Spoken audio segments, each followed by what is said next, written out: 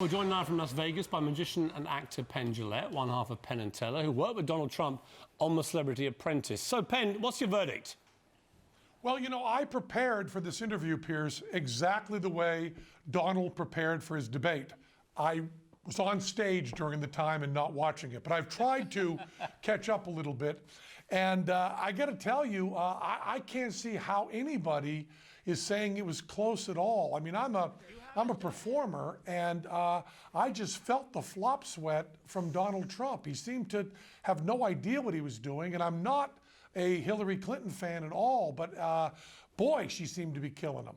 He just didn't seem to have any idea what he was talking about. He seemed like he was in way over his head, and I'm just so embarrassed as an American that the rest of the world is seeing this, because it should not be a boxing match. It should be about ideas. And because we haven't got any third-party candidates, not Jill Stein and not Gary Johnson out there, they weren't talking about ideas. It was just so unpleasant. I just found the whole thing creepy and embarrassing.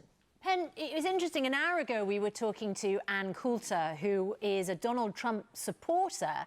Even she said she was disappointed in his performance. But interestingly, also, she said he just had to prove that he wasn't Adolf Hitler. Now, that's a pretty low bar for a presidential candidate to have to reach in a huge debate, isn't it? Yeah, I think he had to show that he was presidential, whatever that means. And it seemed like after 3 minutes he was raising his voice. You want someone to be volatile for the excitement of television. You might even want someone volatile during a debate, but you certainly don't want someone volatile who has that amount of power in any country. I would say especially the United States, maybe because I'm living here. He does these sort of very specific hand gestures, and I just want, is there something in his body language and the hands that has an effect? I mean, you know, you're a performer, you know about the effect of these things. Well, I guess I've misrepresented myself. I'm not an expert on using my hands, but I don't know. I don't know. He looked to me, and you know, of course I'm projecting, but when I heard him on some of those answers, I felt that feeling you get when, especially when you're a comic and you're watching someone else tank. My empathy was going through the roof, and it made me crazy. For some reason, I couldn't identify with Hillary Clinton kind of winning. I just felt like I was, it was a horrible sinking feeling to see how badly he was doing. Now, Piers is right. You cannot knock him out. He may come back in the next two debates. He may decide to study. He may decide to work hard, and he may decide to get meaner. Oh, if he gets meaner, I'm going to be even more embarrassed. I hope he decides to study. Well, what I found odd about it, actually, was that he didn't hit a lot of the big points that he's been hammering for a long time. He didn't hit her about Benghazi. He let her off the hook over the emails. He didn't go hard on his wall and all the rest of it. All those messages, which have been resonating very powerfully with particularly white working-class Americans, Trump kind of didn't get into. And I think he's blaming the moderator, but actually it was Trump's job to do that. And I think that if he doesn't do that in the next two debates, you've got to say that if Hillary survives them in the very competent, quite classy way she did last night, you've got to say she would be on her way to the White House.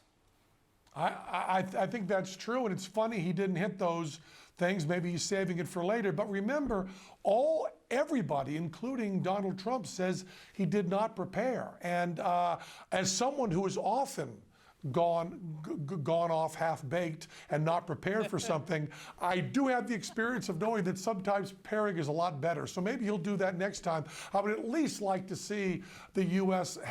at least see him at his best so they can compare the two, and we certainly didn't see that. We certainly saw Hillary Clinton at her best, and although I don't agree with her, there was absolutely no chance that was an equal choice today when I watched them. There. My brother's an army officer, and they have a regimental motto, the 7 Ps: prior planning and preparation prevent poor performance. And I think Donald would do very well to take that on board before the next debate, which I think is in about 10 days' time. Anyway, Penn, great to talk to you. It's a fantastic show. Always good to see you. An amazing vote. It's very historic, and we're very happy. Mr. President, Yeah, people are angry. All over the world, they're angry. And Why? this Do you is a take great heart from thing. that? Why are they angry, sir? I think we're doing very well in the United States also, and essentially the same thing